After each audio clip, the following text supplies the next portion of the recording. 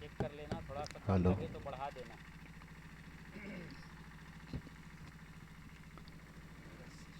ध्यानमूलं गुरुरमूरति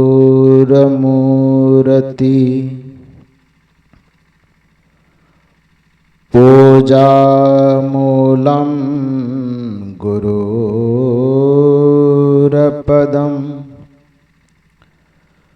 मंत्रमूलं गुरुर्वाक्यम्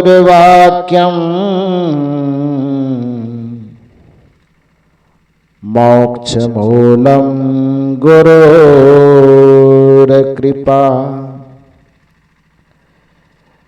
नहि सत्यात् परं ज्ञानं नास्ति तत्त्वं गुरोः परम् यस्मात् परतरं नास्ति तस्मै श्री गुरवे नमः। तस्मै श्री गुरवे नमः। तस्मै श्री गुरवे नमः। मेरे आध्यात्मिक जीवन के संपोषक परमाराध्य परम पूज्य सद्गुरुदेव जी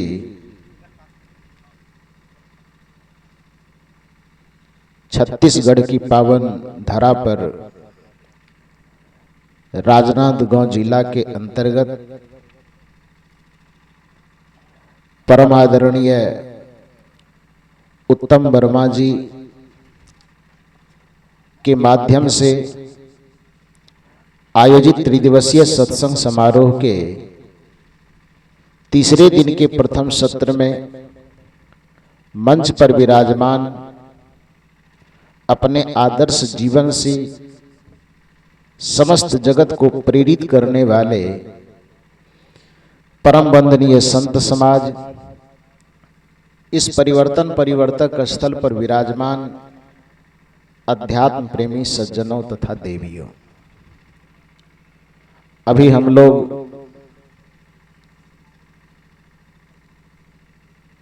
सद्गुरु कबीर साहब की परंपरा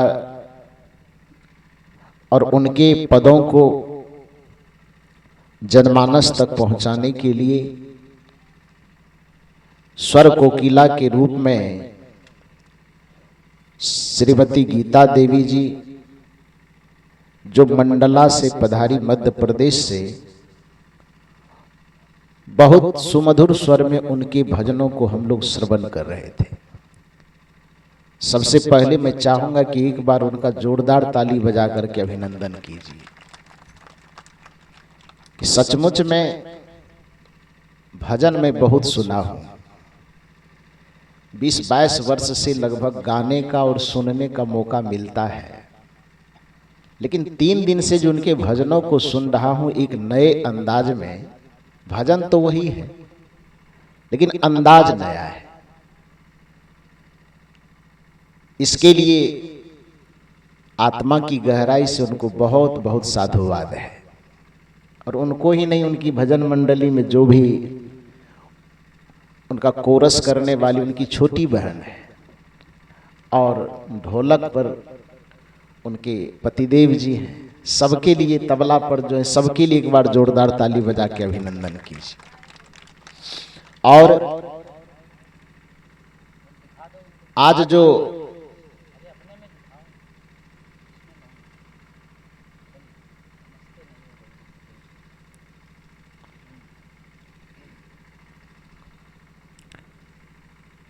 कुछ विचार निवेदन स्वरूप में प्रस्तुत करूंगा, उन्हीं के गाए भजन पर जो सद्गुरु कबीर साहब का पद है, उसकी मुख्य पंक्ति वो कह रही थी, साधु भाई क्या करना है? सत्य नाम की खेती करना है। सत्य नाम की खेती कर लो।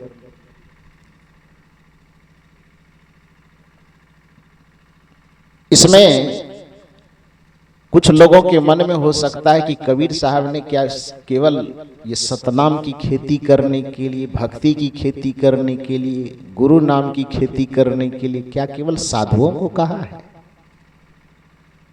हाँ, साधुओं को कहा है, लेकिन साथ साथ हमें यह भी चिंतन करना होगा कि कबीर साहब ने केवल साधु के जैसे कपड़े पहनने वालों को ही साधु नहीं कहा है। साधु कबीर साहब की दृष्टि में केवल तिलक लगाने वाला ही साधु नहीं है। सदगुरु कबीर साहब की दृष्टि में केवल जटा बढ़ाने वाले ही साधु नहीं है। सदगुरु कबीर साहब की दृष्टि में मन और इंद्रियों का संयम करके अपने दिल, दिमाग और बुद्धि को साधने की प्रक्रिया से जो कोई गुजर रहा है उस सब को साधु सदगुरु कबीर साहब ने कहा है। चाहे वह स्त्री हो, चाहे वह पुरुष हो। इसलिए कबीर साहब ने जितने भी पद दुनिया को सुनाए, दो चीज उसमें प्रमुखता से उन्होंने कहा, कहत कबीर सुनो भाई साधो, या कहत कबीर सुनो भाई संतो। दुनिया के लोगों को जो साधना के मार्ग पर, जो संयम के मार्ग पर, जो सुचिता के मार्ग पर, जो पवित्रता के मार्ग पर, निर्मलता के मार्ग पर चलने में सक्षम है, चलने के लिए संकल्पबद्ध है, उन सबको सदगुरु कबीर साहब ने या तो साधु कह करके पुकारा या संत कह करके पुकारा। तो यहां यदि कहा जा रहा है कि साधु भाई सत्य नाम की खेती कर लो, तो इससे यह अर्थ न निकाला जाए कि कबीर साहब केवल जो जटा वाले, दाढ़ी वाले, बाल वाले, टीका वाले, माला वाले, बस उनके लिए यह उपदेश कर रहे, नहीं, बल्कि सत्संग, संयम, सदाचार, शील, करुणा, प्रेम, दया, क्षमा के मार्ग पर चलने के लिए जो जो जीव, जो जो व्यक्ति संकल्पबद्ध है और साथ साथ संकल्प के साथ उस तरफ यात्रा कर रहे हैं, उन सब लोगों को, चाहे वह स्त्री हो चाहे पुरुष हो, सदगुरु कबीर साहब ने उनको साधु कह करके संबोधित किया है। हर एक सदाचारी, हर एक संयमी, हर एक शीलचारी, हर एक शुद्ध आचारी कबीर साहब की दृष्टि में साधु हैं और संत हैं। तो पहला तो यह बात स्पष्ट कर लेना है। दूसरी बात कि सत्य नाम की खेती करना है। खेती करना यहां क्यों कहा गया?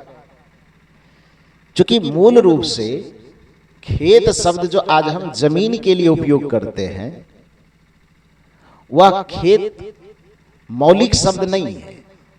खेत का मूल शब्द है क्षेत्र। क्या शब्द है? क्षेत्र। खेत क्षेत्र का अपभ्रंश है। जैसे हम लोग व्याकरण में पढ़ते हैं ना कि शब्द के उत्पत्ति के कितने प्रकार, उत्पत्ति के दृष्टिकोण से शब्द कितने प्रकार के होते हैं, तो व्याकरण कहता है 4 प्रकार के। कौन कौन? तत्सम, तद्भव, देशज, विदेशज। पढ़े हैं बचपन में कि नहीं पढ़े? याद करने में मास्टर साहब की बड़ी मार लगी है हम लोगों को। सबको खाने पर संज्ञा, सर्वनाम, ये सब याद करने में नहीं मार खाना पड़ता है। खुद मास्टर साहब है तो आप भी मारे होंगे।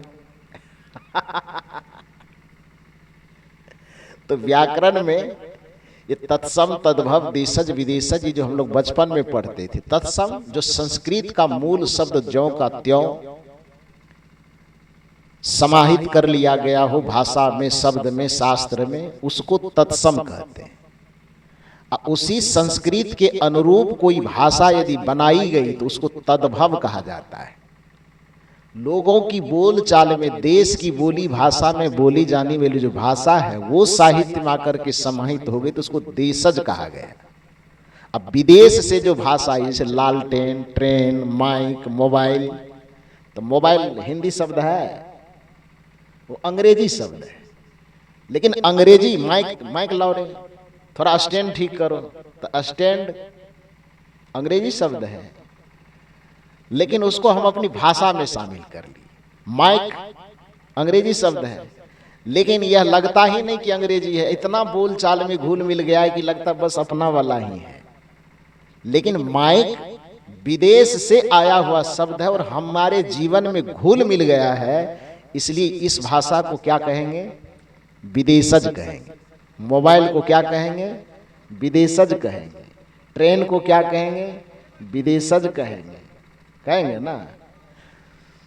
तो भाषा की उत्पत्ति के जो 4 प्रकार हैं, उसमें शुद्ध शब्द है क्षेत्र।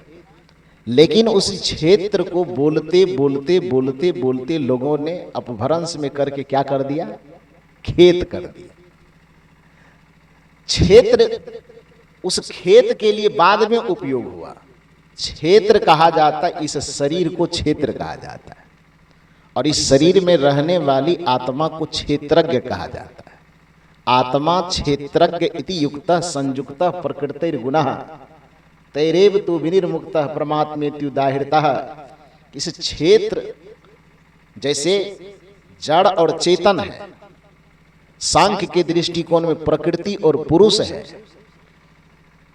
वैशेषिक दर्शन के निगाह में जड़ और चेतन है, सदगुरु कबीर साहब के निगाह में काया और हंस है, उसी तरह से गीता की दृष्टि में क्षेत्र और क्षेत्रज्ञ है। क्षेत्र कौन है? शरीर। और क्षेत्रज्ञ कौन है? इस शरीर में रहने वाला चेतन तत्व आत्मा, जो इस क्षेत्र का मालिक है। तो क्षेत्र का मालिक क्या कहलाता है? क्षेत्रज्ञ कहलाता है।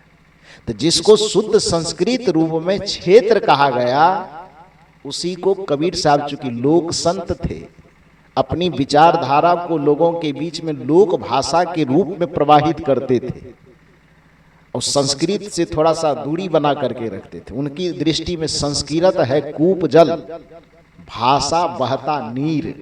साहब कहते थे संस्कृत एक कुएं का पानी है, लेकिन लोगों की जो बोली जानी आम बोलचाल की भाषा है वो बहता हुआ पानी है। तो शुद्ध संस्कृत शब्द को भी कबीर साहब अपनी भाषा में ढाल करके लोगों के बीच में कुछ बात सुनाया करते थे। तो चूंकि उस संस्कृत का क्षेत्र है और कबीर साहब लोक भाषा में अपनी बात रखते हैं, तो क्षेत्र की तो बात करेंगे नहीं, खेत की बात करेंगे। तो इस देह रूपी क्षेत्र अर्थात इस देह रूपी खेत में हमें और आपको खेती करना है। क्या खेती करना है? गोस्वामी तुलसीदास जी से पूछिए। तुलसी यह तन खेत है, मन वच कर्म किसान। क्या कहा?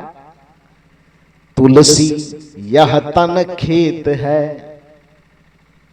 गीता की भाषा में क्षेत्र कहिए, कबीर साहब और तुलसीदास जी की भाषा में इसको खेत कहिए।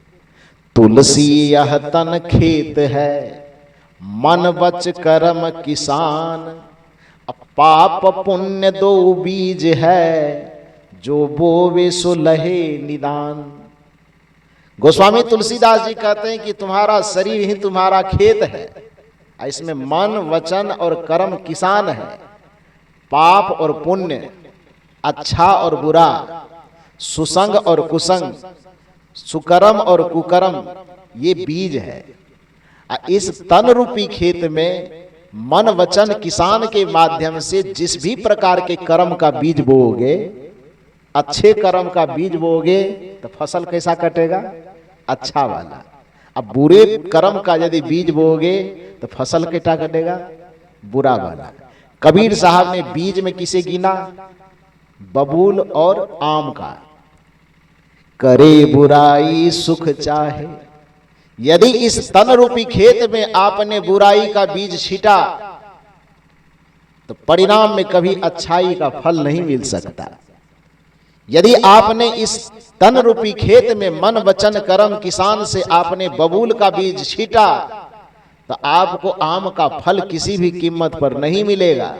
कबीर साहब ने कहा कि अपने तन रूपी खेत में मन वचन कर्म किसान से तुम कौन सा बीज बोते हो, उसी बीज के ऊपर में तुम्हें फल मिलने की संभावना है। वही फसल काटोगे जो तुम बीज बो रहे हो। लेकिन दुर्भाग्य है कि हम आम जैसा सरस फल तो चाहते हैं, मीठा परिणाम तो चाहते हैं, लेकिन बोने के वक्त में हम बबूल का कांटा लगाते हैं। तो कबीर साहब का प्रश्न है, करे बुराई सुख चाहे, कैसे पावे को। खेती करने के वक्त में रोपे पेड़ बबूल का, तो फसल काटने वक्त में आम कहां से हो। बबूल का बीज यदि तुम बोते हो तो आम का फल तुम्हें खाने का, आम का फसल काटने का तुम्हें क्या हक है? यदि आम का फल, चूंकि दर्शन शास्त्र यह कहता है यदि तुम फल को बदलना चाहते हो तो तुम्हें बीज बदल देना चाहिए। फल बदलने की आशा करते हो और बीज को बदलते नहीं हो, तो नीति का नियम यह कहता है, कौन कहता है कि जालिम, जालिम मन गुनाहगार, कौन कहता है कि जालिम उम्र भर रोता नहीं, नेक कर्मों का कहो क्या, नेक फल होता नहीं, कौन कहता है कि जालिम। इसमें कड़ी है एक ठो, बोया जिसने फसल भांग की, धान वो कैसे काटेंगे? बता दीजिए, खेती ही जिसकी गड़बड़ हो वो बढ़िया फसल कैसे काटेंगे?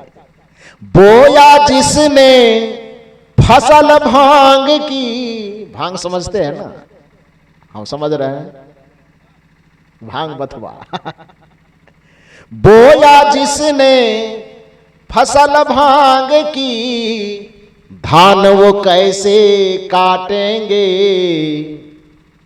नियम क्या कहता है, काटेगा जिसने जो बोया, काटेगा जिसने जो बोया, विधि का विधान यही, कौन कहता है कि जालिम उम्र भर रोता नहीं, नेक कर्मों का कहो क्या, नेक फल होता नहीं, कौन कहता है कि जालिम। कौन कहता है दुनिया में कि जालिम उम्र भर नहीं रोता? कौन कहता है इस दुनिया में कि नेक कर्मों का फल नेक नहीं होता? कौन कहता है कि बुरे कर्मों का फल इस दुनिया में बुरा नहीं होता? कौन कहता है कि बबूल का बीज लगाने पर आम का फल मिल सकता है? नहीं, करे बुराई सुख चाहे, कैसे पावे कोई, रोपे पेड़ बबूल का तो आम कहां से हो?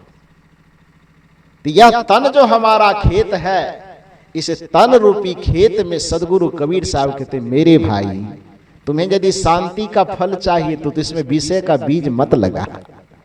यदि शांति का फल चाहिए तो तू इसमें सतनाम का फसल लगा। यदि तुम्हें शांति का फल चाहिए तो तू इसमें सत्संग का बीज डाल। यदि इस तन रूपी खेत से तुम्हें मोक्ष का फल चाहिए तो तू इसमें ध्यान का, भजन का, सत्संग का, साधना का बीज डाल, तब जाकर के तुम इसमें मोक्ष का फसल उगाने का अधिकारी हो सकेगा। अन्यथा मोक्ष की चाहत चाहत ही रह जाएगी, तो तुम्हारा सपना पूरा नहीं हो सकता। इसलिए सतनाम की खेती करो। दुर्भाग्य है कि हम सतनाम की खेती करते नहीं, खेती करते हैं विषय नाम की, परिणाम चाहते हैं मोक्ष की।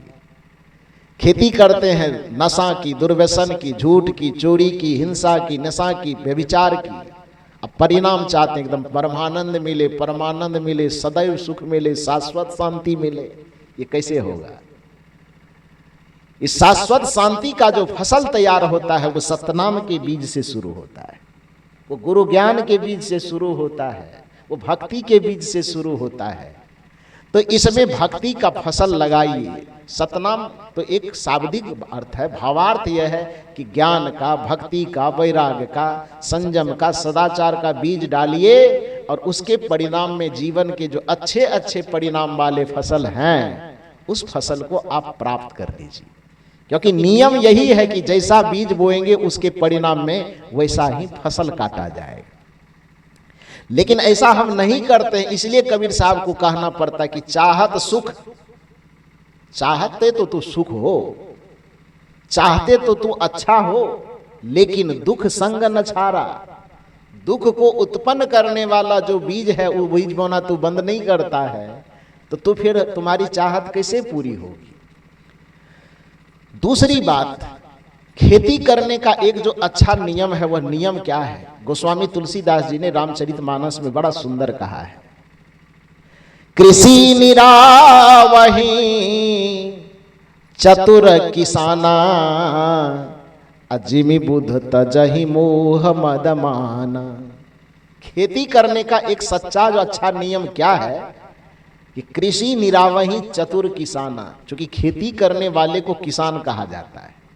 तो सत्संग और साधना के मार्ग में, जो साधना में, भक्ति में, संयम के क्षेत्र में जो साधु लगा हुआ है, समझिए कि वो क्षेत्र शरीर रूपी क्षेत्र का एक किसान है वो। अब चतुर किसान हमें बनना, चतुर माने समझदार किसान, बुद्धिमान किसान बनना है हमें, आपको, सबको। तो एक चतुर किसान, एक समझदार किसान का काम क्या होता है? किसान का काम क्या है? उसका दो काम है। पहला काम कि एक तो खेत में वह अच्छा बीज डाले, बीज डालने के बाद उसकी जो निराई गुराई सिंचाई जो भी समय पर होता है वो समय समय पर करते रहे, खेतों की निगरानी समय समय पर करते रहे कि कोई जानवर आकर के फसल चर न जाए। अब दूसरा सबसे बड़ा और निगरानी है कि खेत के मेड़ पर बार बार जा करके देखे, निगरानी करे कि उस फसल के साथ साथ खर और पतवार जो उग गया है, जिसको आम बोलचाल की भाषा में घास फूस कहते हैं, वो जो निकल गया है, तो किसान को क्या करना चाहिए? खेत में बैठ करके सत्यनारायण कथा, किताब, आरती गरीब निवाज, फसल जाए फसल देवा, आप जितना घास फूस है निकल जाइए, ये करने से फसल उग जाएगा? वो नहीं करना होगा। एक चतुर किसान, एक समझदार किसान, एक सफल किसान, चूंकि कबीर साहब आप करे साधु भाई सत्य नाम की खेती, क्या गाए अभी थोड़ा सा बताइए पंक्ति, क्या गाए? हाँ, साधु भाई खेती करो सतनाम। तो खेती जो आपको सतनाम की करनी, तो ऐसा नहीं कि गुरु से ज्ञान ले करके भक्ति का, सतनाम का, ज्ञान का बीज तो आप डाल लिए और कान में तेल लेके सूत गए, तो गुरु महाराज की कृपा से भवसागर पार हो ही जाएंगे। वो सफल किसान नहीं होगा, वो चतुर किसान, बुद्धिमान समझदार किसान नहीं होगा। गोस्वामी जी कहते हैं कि एक चतुर किसान का काम क्या है? तो कृषि निरावही चतुर किसाना, जिमि बुध तजहि मोह मद माना। कि जैसे एक सफल किसान, समझदार और चतुर किसान खेत में फसल लगाता है, लेकिन फसल लगाने के साथ, बीज लगाने के साथ उसकी जिम्मेदारी बढ़ जाती है। जिम्मेदारी खत्म नहीं होती कि बीज छीट दिया, कान में तेल लेके सो गए, वो सफल किसान नहीं माना जाएगा, वो विफल किसान हो जाएगा। क्यों? बीज लगा देने पर दो जिम्मेदारी। पहली जिम्मेदारी उस फसल की निगरानी करना, समय पर उसकी निराई सिंचाई गुराई करना। अब दूसरा काम, फसल के साथ साथ जो घास पतवार उग आए हैं, वो एक घास को क्या करना? चुन चुन करके उसको बगल में फेंक देना। जो किसान बार बार अपने फसल की निगरानी नहीं करेगा, बार बार उस घास फूस को निहार निहार करके उखाड़ करके नहीं फेंकेगा, तो उसका, उसके खेत में 3 महीना के बाद फसल उपजेगा कि भांग और बथवा? क्या उपजेगा? उपजेगा।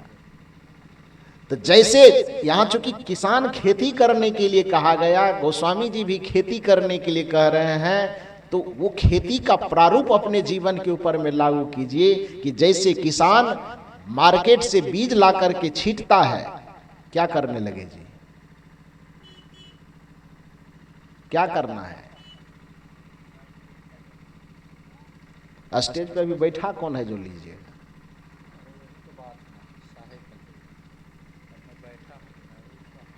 हाँ, जाइए ना।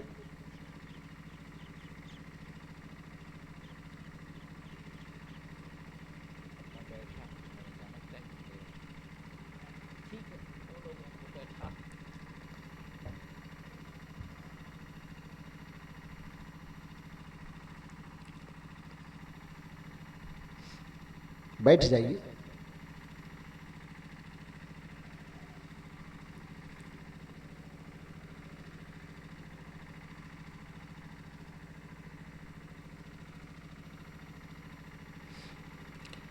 बोलिए सद्गुरुदेव की। तो मैं निवेदन कर रहा था कि एक बुद्धिमान किसान को, एक सफल किसान को ये दो काम करना पड़ता है। एक अपने फसल की निगरानी, जानवरों से, पशुओं से उसकी सुरक्षा, और दूसरा उस फसल के साथ साथ उगे हुए जितने भी घास पतवार है, खर पतवार है, उसको एक एक चीज को देख करके उखाड़ उखाड़ करके फेंकना। तो आप अपने जीवन रूपी खेत में, शरीर रूपी खेत में मन, वचन और कर्म रूपी किसान से सदगुरु के शरण में आकर, संत के शरण में आकर उसमें भक्ति का जो बीज लगाया है, वैराग्य का जो बीज लगाया है, साधना का जो बीज लगाया है, तो बीज तो आपने लगाया, खेती अच्छी की आपने, लेकिन आपको यह ध्यान देना चाहिए कि किसान बीज ला करके खेत में छींटता है, कभी भांग और बथुआ का बीज खरीद करके नहीं लाता है, वो अपने आप पैदा होता है कि नहीं। तो उसी तरह से जब आप अपने तन रूपी खेत में मन वचन कर्म किसान से भक्ति का बीज, सतनाम का बीज, गुरु ज्ञान का बीज, सत्संग का बीज, साधना का बीज, संयम का बीज लगाए, बीज तो अच्छा लगाए, लेकिन उसके साथ साथ में विकारों का जो बीज होगा वह अपने आप पैदा हो जाएगा। काम का बीज अपने आप पैदा होगा, उसको लगाने की जरूरत नहीं है।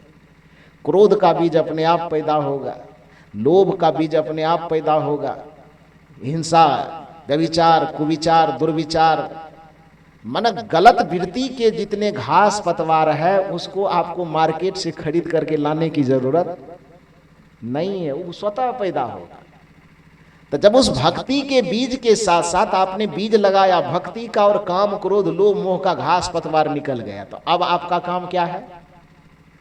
आपका काम है कि निरंतर सुबह शाम बैठ करके सुमिरन सुरत लगाए के, मुखते कछु न बोल, अब बाहर के पट बंद कर, बाहर के पटकों को बंद करो, आंख के पट को, कान के पट को, जितनी ज्ञानेंद्रियां है सभी पटों को बाहर की वृत्ति से सिमट करके अंतरंग कर देना है, सब पट को बंद कर देना। पट को बंद करने का मतलब अपने इंद्रियों की बाह्य वृत्ति को सिमट करके अंतरंग कर देना।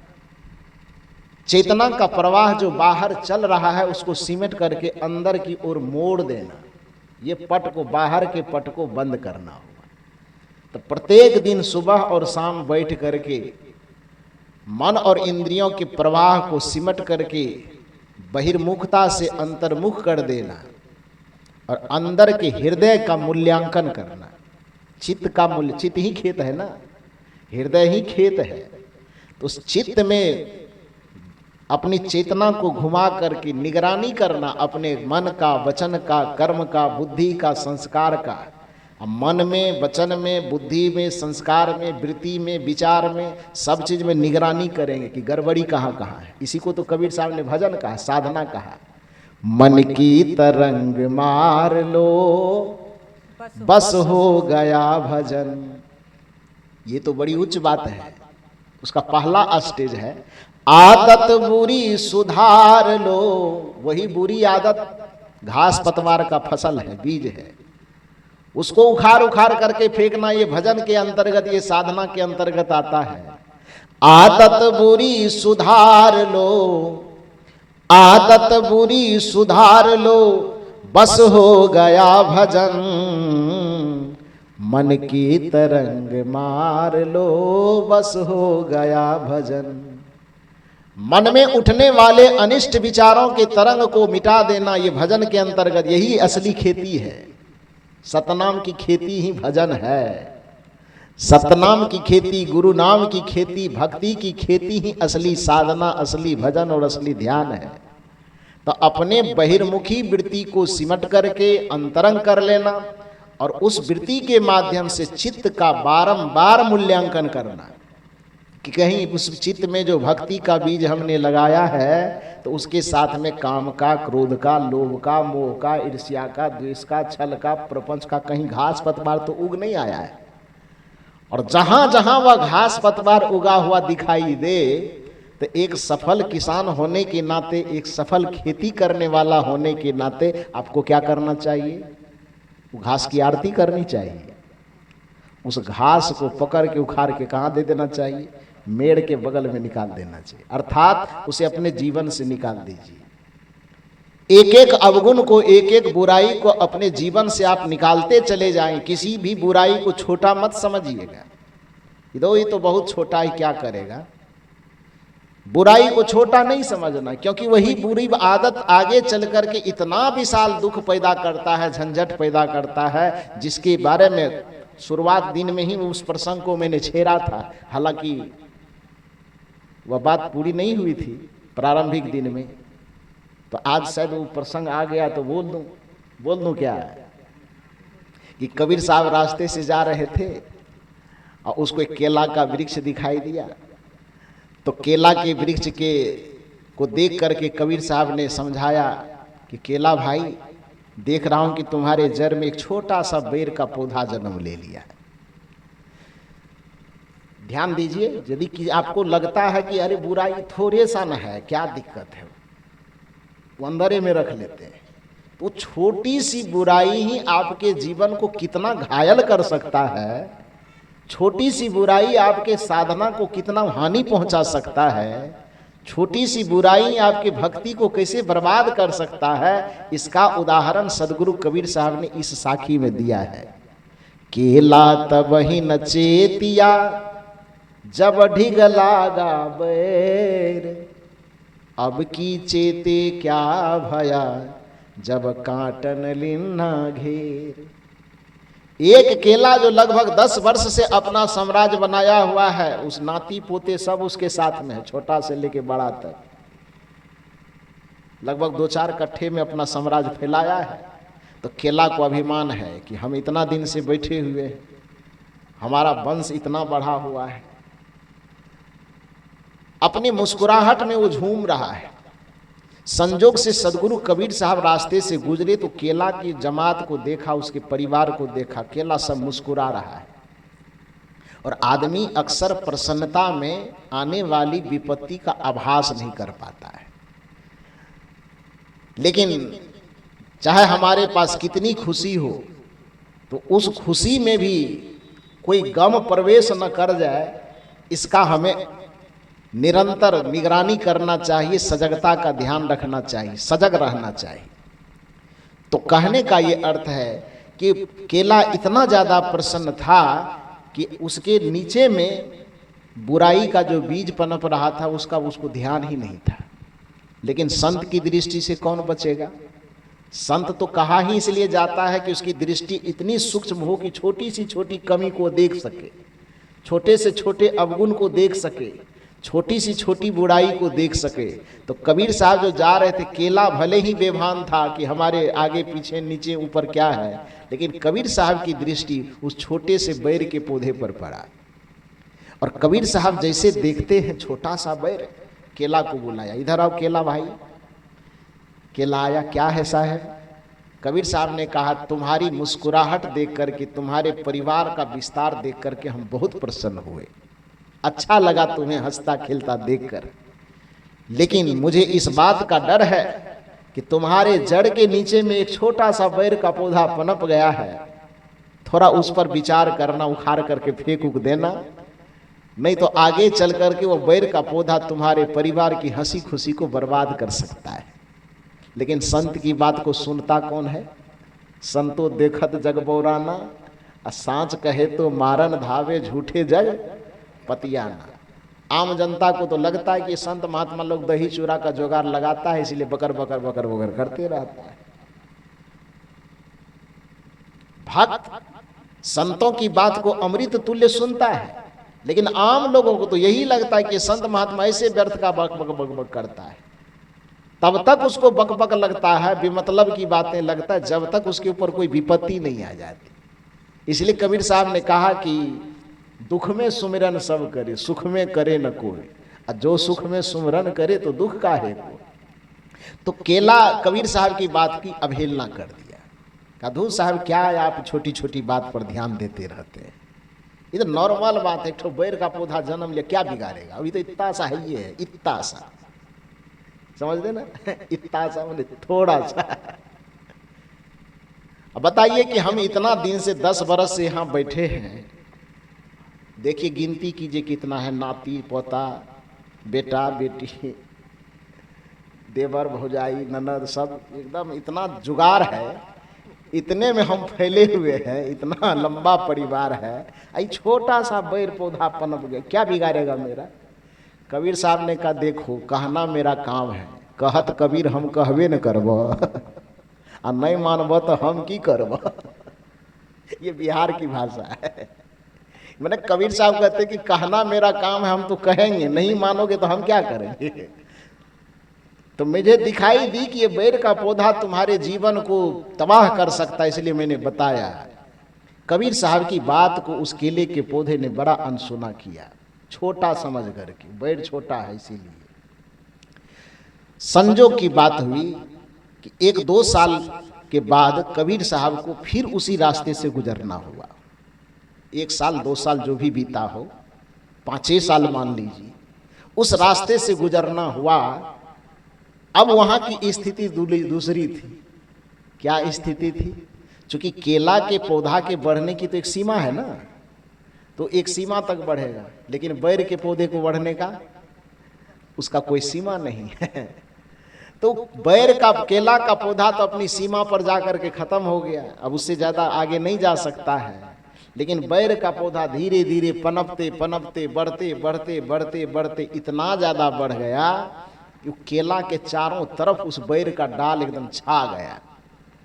और जब बैर का पौधा अपने डाल का विस्तार किया, पूरा पसर गया, तो अब केला यदि करवट लेता है बाएं तरफ, पछिया हवा चलती है, पूरब की हवा चलती है, और केला के पत्ता कभी दाएं या कभी बाएं जब करवट लेता है, तो बैर का पत्ता क्या करता होगा? उसका माल्यार्पण करता होगा उसको। क्या करता होगा? दायां करवट ले तो भी फाड़ देता है, बायां करवट ले तो भी फाड़ देता है। न ऊपर जाने का अवकाश, न नीचा झुकने का अवकाश, जहां है बस वहीं सटल रहो। और जब पूरे परिवार के, केला के पूरे परिवार के जितने पत्ते थे, जब शरीर छलनी छलनी कर दिया, तो हंसी खुशी केला की गायब होगी, रो रहा है। और संजोग से उसी रास्ते से 5 वर्ष के बाद कबीर साहब गुजर रहे। अब केला चूंकि दुख आ गया है, तो जो कबीर साहब की बात को पहले अनसुना किया था, जो संत की बात को अनसुना किया था, आज वही केला हाथ जोड़ करके निवेदन कर, गुरुदेव मेरी रक्षा कीजिए।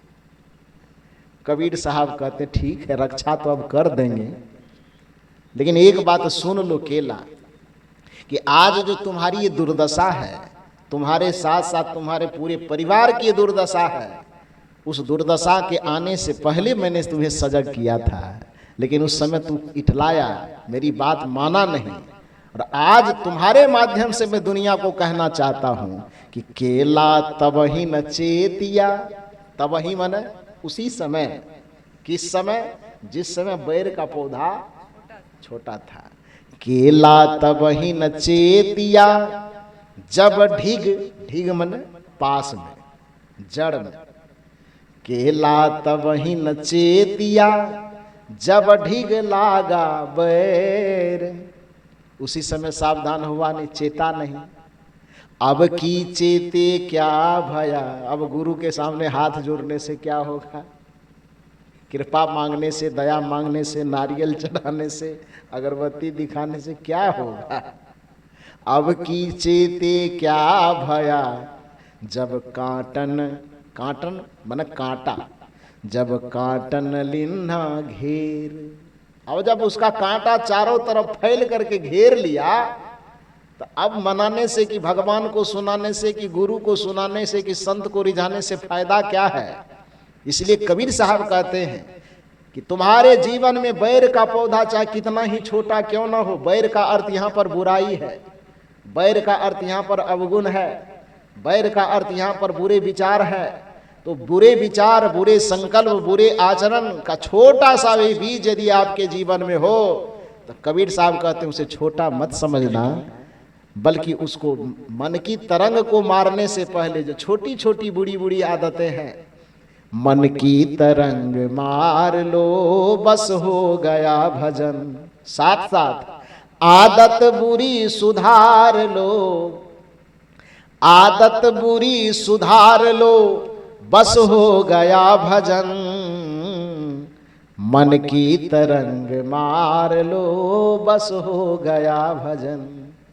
तो छोटी छोटी आदतों का जो घास है, जब आप अच्छे किसान हैं, खेती ही करना है आपको, तो तन रूपी खेत में मन वचन और कर्म के किसान को जब आपने लगाया ही दिया है, और इसमें यदि आपने संजोग से, पूर्व जन्म के संस्कार से, वर्तमान की अच्छी संगति से आपने यदि इसमें सतनाम का बीज डाल ही दिया है, भक्ति वैसे तो बहुत लोग डाला नहीं होगा, भक्ति बीज बिन से नहीं, जो जुग जाय अनंत, ऊंच नीच गृह जन्म ले तो भी संत के संत। तो बहुत लोग तो भक्ति का बीज, वो सतनाम का बीज, वो गुरु नाम का बीज डाला नहीं होगा, लेकिन यहां पर जितने लोग बैठे हैं तो उम्मीद की जा सकती है कि अधिकांश लोगों ने उस बीज को डलवा लिया होगा,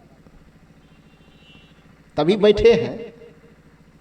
पूरे नहीं डलवाए होंगे तो अधिकांश इसमें संख्या ऐसी होगी जो सतनाम की खेती करना आरंभ कर दिए होंगे, भक्ति की खेती, गुरु ज्ञान की खेती करना आरंभ कर दिए होंगे।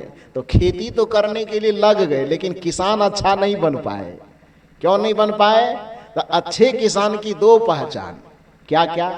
पहला कि वो अपने फसल की निगरानी करे, और दूसरा कि फसल के साथ साथ जो भांग बथवा घास पौधा पनप गया है उसको एक एक पौधे को निकाल निकाल करके फेंकना है। यही गोस्वामी जी कह रहे हैं, कबीर साहब कह रहे हैं, कृषि निरावही चतुर किसाना,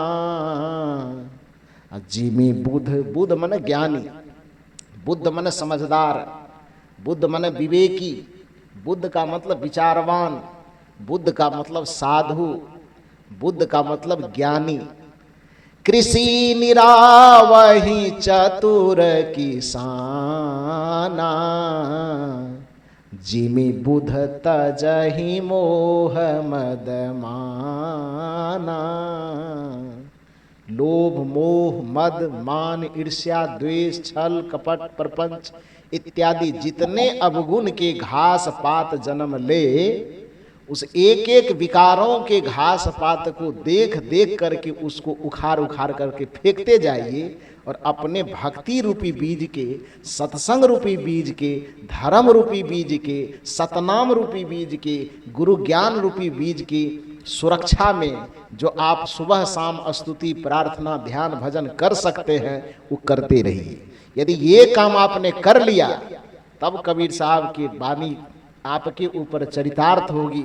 जो भजन अभी श्रीमती गीता जी से सुन रहे थे, जो मध्य प्रदेश से पधारी आपके बीच में, कि साधु भाई कर ले सत्य नाम की खेती। ये साधु, ये सत्संगी, ये भक्ति के मार्ग पे चलने वालों, अब तक जो अपने जीवन में विषय नाम की खेती आपने किया है, अब तक में जो अपने जीवन में भोग का बीज आपने लगाया है, अब तक जो अपने जीवन रूपी खेत में आपने कुसंस्कार कुविचार झूठ चोरी नशा हिंसा निंदा शिकायत इत्यादि का बीज डाला है, प्रार्थना है इस मंच का, प्रार्थना है सदगुरु कबीर का, निर्देश है सदगुरु कबीर का कि अपने इस मन रूपी खेत में, तन रूपी खेत में वो कुविचार कुसंस्कार के गलत बीज मत डालो, क्योंकि गलत बीज डालोगे तो उसका फसल नरक के रूप में उपजेगा, उसका गलत बीज का फसल जो है वो दुख के रूप में उपजेगा। वो गलत बीज जो होगा वह आपके जीवन में भयंकर पीड़ा के फसल के रूप में उपजेगा। तो आप अपने जीवन में यदि मोक्ष का फसल उगाना चाहते हैं, शांति का फसल उगाना चाहते हैं, परम सुख का फसल उगाना चाहते हैं, मुक्ति का फसल उगाना चाहते हैं, आवागमन के चक्र से छुट्टी का फसल उगाना चाहते हैं, तो सदगुरु कबीर का निवेदन है कि बस एक काम करना कि अपने तन रूपी खेत में, मन रूपी खेत में केवल और केवल सतनाम का फसल उगाना। सतनाम भावार्थ यह है कि गुरु ज्ञान का फसल लगाना, भावार्थ यह है कि साधु की संगति का फसल लगाना, दुर्भाग्य है कि पूरा जीवन बीत जाने के बावजूद भी आप दुनिया में जीवन में हर चीज तो करते हैं, लेकिन भजन की खेती नहीं करते, सतनाम की खेती नहीं करते। जलोटा जी बड़ा सुंदर कबीर साहब के इस पद को स्वर दिया है। जन्म तेरा बातों ही बीत गयो, रे तूने कबहु न कृष्ण कहो। कैसे कैसे जीवन बीता। 5 बरस का भोला भाला, अब तो 20 भयो, अब तो 20 भयो, बरस 25 माया कारण, बरस 25 माया कारण, देश विदेश गयो, रे तूने कबहु न कृष्ण कहो। जन्म तेरा बातों ही बीत गयो, रे तूने कबहु न कृष्ण कहो। दुनिया के तमाम मनुष्यों को समझाते हुए सदगुरु कबीर साहब कहते, तुम्हारा जन्म व्यर्थ चला गया। तुम्हें जो खेती करना था वो तो किया नहीं, और जो खेती नहीं करना था वही खेती किया। ये जीवन मिला तुम्हें सतनाम गुरु ज्ञान की खेती करने के लिए, भक्ति की खेती करने के लिए, ध्यान की खेती करने के लिए, लेकिन इस जीवन में तूने उल्टा कर दिया। आए थे हरि भजन को और ओटन लगे कपास। आए थे गुरु ज्ञान की खेती करने और करने लगे विषय की खेती। आए थे भजन की खेती करने और करने लगे दिन रात भोजन की खेती। भोजन की ही तो खेती करते हैं। कबीर साहब ने व्यंग किया है ना कि रात गमाया सोए के और दिवस गमाया खाए। खाना को ही तो भोजन कहा जाता है। अरे खाना का एक दूसरा नाम भोजन भी तो है। उर्दू में जिसे खाना कहते हैं और हिंदी में उसको भोजन कहते हैं। तो भजन की खेती ना करके भोजन की खेती किए। भोजन की खेती मतलब या तो खा रहे हैं या खाने की व्यवस्था कर रहे हैं, दोनों एक ही में आएगा। अरे आदमी दिन भर जब तक सूर्योदय होता है सूर्यास्त होता है, 12 घंटे के सफर में क्या करता है मनुष्य? कोई भी या तो बैठ करके खाता है या नहीं तो उस खाने की व्यवस्था करता है। यही नहीं करता है। दुकान में जाते क्या करने के लिए? खाने की व्यवस्था करने के लिए। विद्यालय जाते हैं पढ़ाने के लिए, टीचर बन गए, साहब हमारे करे तो प्रोफेसर बने। जाता हूँ, जिंदगी भर जाऊंगा भी, लेकिन एक बात आप जान लीजिए, हम लोगों का असली काम तो ये है। वो तो मन में एक शौक जग गया, और शौक क्या जगा, वो एक जरूरत समझ में इसलिए आई